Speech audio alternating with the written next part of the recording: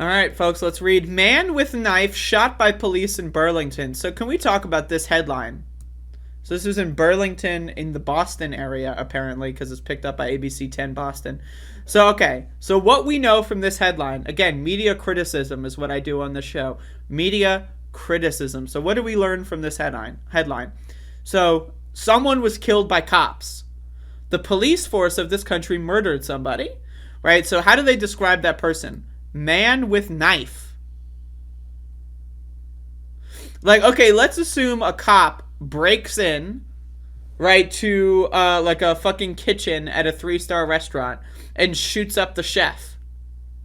Well, let's say the chef was in the middle of cutting potatoes. Technically, that is a man with knife shot by police. Now, again, this doesn't give us any information. All we know is that police killed someone. That's it. That's all we know. What this person was holding is irrelevant. It doesn't matter. And you're telling me a trained officer can't take someone down that doesn't have a gun? They don't have a gun. They've got a knife, and you can't fucking arrest them peacefully without anyone getting hurt? That's fucked up. I don't believe that that's the case at all. The resident of the Lord Barron Apartments complex had called 911 to say he was experiencing mental health issues. So again, the subtext here. This is the sub-headline. So the headline says, man with knife shot by police. Not man going through mental illness and calls 911 during crisis for help, gets murdered by the help that he called. That's not what it says.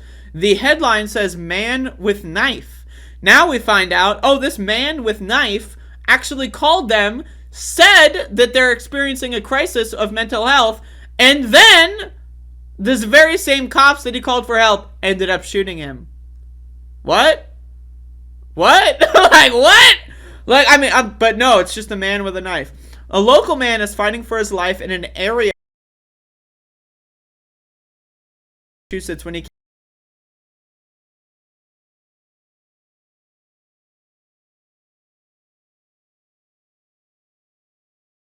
the police called received experiencing mental health issues and had a knife. So he called them saying he was experiencing mental health issues and he has a knife. And the cops are like, whoa, there's a crazy man with a goddamn knife here. What? And then they shoot him. What? But you knew that going in. They called you and said, hey, I'm having a fucked up time. I got a knife. Can someone come here who knows how to help me out? What? What? Responding officers were told to wait outside for the arrival of supervisors and fire and ambulance personnel. Ryan said the first two responding officers were waiting outside their cruisers when the man came out the front door of the apartment building, wielding a knife and rapidly advancing toward the police officers. How about you back up? How about you get in the car and you lock the windows? Why do you have to shoot someone? The officers told the man to drop the knife, but he ignored them. He didn't ignore them. He was experiencing a mental health crisis. The word ignore here implies that he took... And my sound is going out. Hold up. I think there's something wrong with my...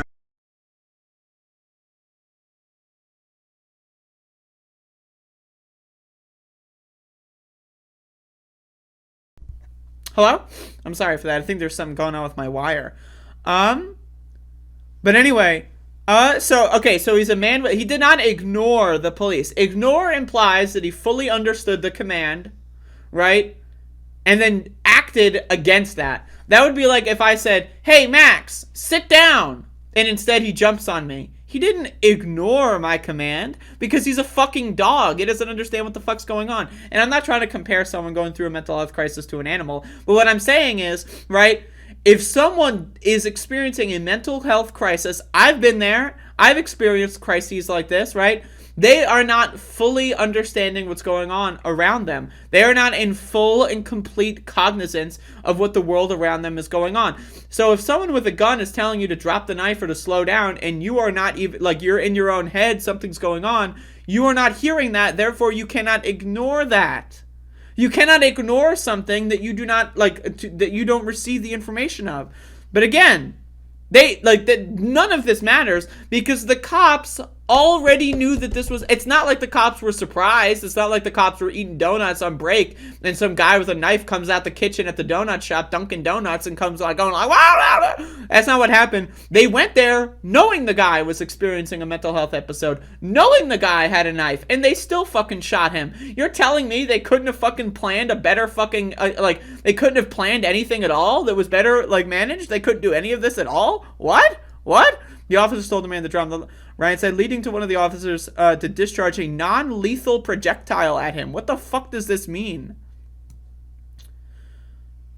A non-lethal projectile? Like, do words not have fucking meaning anymore? What the fuck is a discharge a non-lethal projectile? What the fuck? Without success. What would success even be? The man continued to advance rapidly on the officers, and the second officer then shot him with his firearm. Why didn't you run away?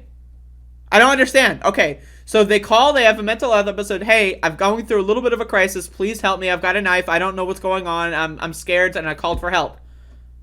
Then the cops pretend, well, we got a loud one here. Right? And then instead of just running away from them like a normal person, they shoot him. You could have just ran away. What? She said one officer sustained minor injuries when he fell and hit his head. Oh, poor baby. Poor baby. How about the guy who got shot? Both officers were taken to an area hospital and have since been released. Has the guy who got shot been released? The man remained on the line with the dispatcher throughout the entire incident, and Ryan said the recording will be used as part of the investigation. The man had reportedly lived at the apartment complex in July of 21 and not known to local police. His name is being withheld. Like, I'm sorry. None of this is okay. But notice how local media is just reporting like this. Like, notice, man with knife. Like, someone wrote this. Catherine Sotnick and Mark Fortier. These people are horrible people.